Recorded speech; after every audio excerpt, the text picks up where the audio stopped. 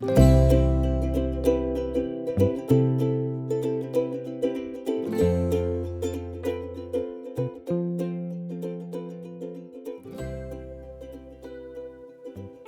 गाना सुना था बहुत पुराना कि पत्ता पत्ता बूटा बूटा हाल हमारा जाने।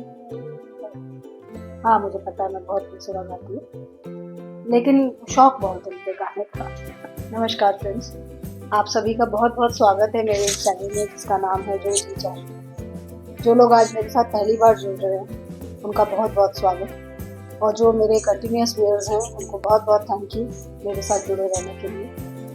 मेरे साथ जुड़े रहिए, मैं ऐसे ही कुछ मज़ेदार टॉपिक्स के ऊपर और कुछ इंटरेस्टिंग टॉपिक्स के ऊपर बात करती रहूँगी। कहते हैं कि पौधों में भी जान होती है, तो इस बात पे मुझे एक बहुत पुराना एक किस्सा याद आया। मेरी एक फ्रेंड हुआ करती थी, उसने मुझे एक बार बताया कि पौधों में भी जान होती है, वो भी सारे इमोशंस समझते हैं और पौधों को भी साथ चाहिए होता है। जैसे हमें, आपको और हम सबको, इस दुनिया में जितने लोग हैं सबको साथ चाहिए होता है, वैसे पौधों को भी साथ चाहिए होता है। तो एक दिन की बात है, वो बहुत सारे पौधे खरीद के ले आई और अपनी छत पे पौधे लगाने लगी। और पौधे उसने लगा दिए छत पे, और फिर उसमें डेली वो अपना पानी डाला करती, और फिर वीकली माली को बुला के और उसमें खाद वगैरह डलवा देती, खुरपी वगैरह करवा देती। तो मुझे लगा कि इनके बच्चे चले गए हैं और ये काफ़ी लोनली फील करती होंगी, तो मन लगाने के लिए इन्होंने ये प्लांट्स लगा दिए।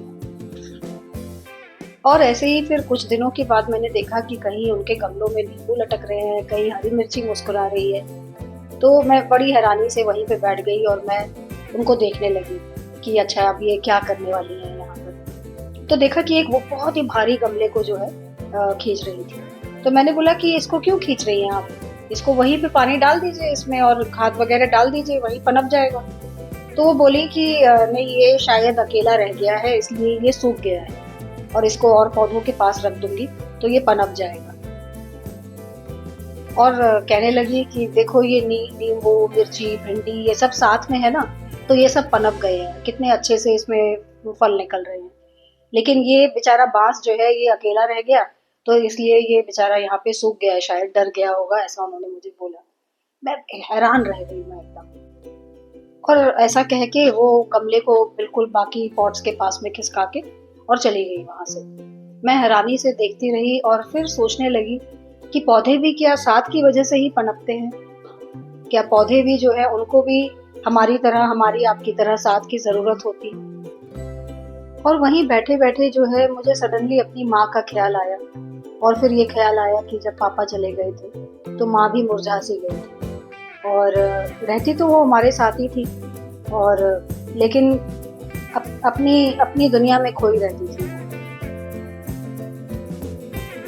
चेहरे से जैसे चमक चली गई थी, और हम लोग के साथ रहते हुए भी वो काफ़ी अकेलापन महसूस करती थी। और तब मुझे शायद समझ में आया कि इस दुनिया में किसी को भी अकेलापन पसंद नहीं, इंसान हो या पौधे, सभी को साथ की ज़रूरत होती है। और शायद इसीलिए भगवान ने दुख और तकलीफ में एक दूसरे के कंधों पर रोना सिखाया है, अकेले बैठ के नहीं। क्योंकि जब आंसू होते हैं वो भी शायद किसी साथ की तलाश करते हैं। इसलिए अपने अगल बगल झांकिए, अगर कोई अकेला दिख जाए तो उसका साथ दीजिए, और अगर आप भी अकेले हों तो किसी का हाथ थाम दीजिए, क्योंकि साथ ही जो है वो सबसे बड़ी खान। मुझे लगता है अकेलापन जो है वो संसार की सबसे बड़ी सजा है। तो जैसे गमला जब अकेला रह जाता है ना, तो उसको तो खींच के हम बाकी पौधों के पास लाके और उसको पनपने दे सकते हैं, लेकिन इंसानों को जब हमें अपने पास ले आना होता है या उन्हें अकेलेपन से निकालना होता है, तो उनको जो है तब रिश्तों को सहेजने की, समझने की और समेटने की ज़रूरत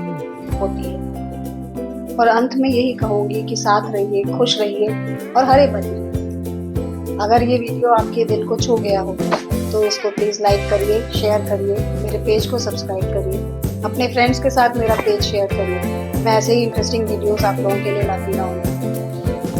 थैंक यू।